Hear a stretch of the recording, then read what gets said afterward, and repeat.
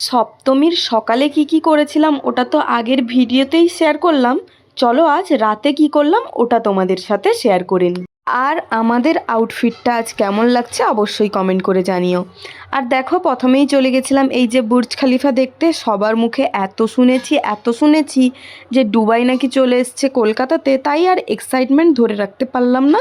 তাই সপ্তমীর রাতেই দুজনে মিলে চলে গেলাম। আর ওখান থেকে একটা মোটামুটি এক্সপিরিয়েন্স নিয়ে বেরিয়ে তারপরে চলে গেছিলাম আরও একটা প্যান্ডেলে। এই করতে করতে তো খিদে পেয়ে গেছে, আর মেলায় এসছি বা পুজো দেখতে এসছি, খাবো না এটা কি হতে পারে? তাই প্রথমেই নিয়ে নিলাম একটা ভেলপুরি। আর ভেলপুরিটা খেয়ে নিলাম, আর দামটা যা ছিল খাওয়ার পরে বিলের সময় মাথায় মানে হাত আর কি। তারপরে ওখান থেকে বেরিয়ে ফুচকা খেলাম। ফুচকা খেয়ে আবারও হাঁটতে হাঁটতে আরও একটা প্যান্ডেলে চলে গেলাম। এই করতে করতে অনেকগুলো প্যান্ডেল ঘুরে আর বাড়ি আসার সময় একটু জিলিপি কিনলাম। আর জিলিপি অনেক দিন ধরেই খাওয়া হয়নি। তারপরে এই যে একটা কোল্ড ড্রিঙ্কস খেয়ে জিলিপি নিয়ে বাড়ি চলে এসেছিলাম। কেমন লাগলো অবশ্যই জানিও।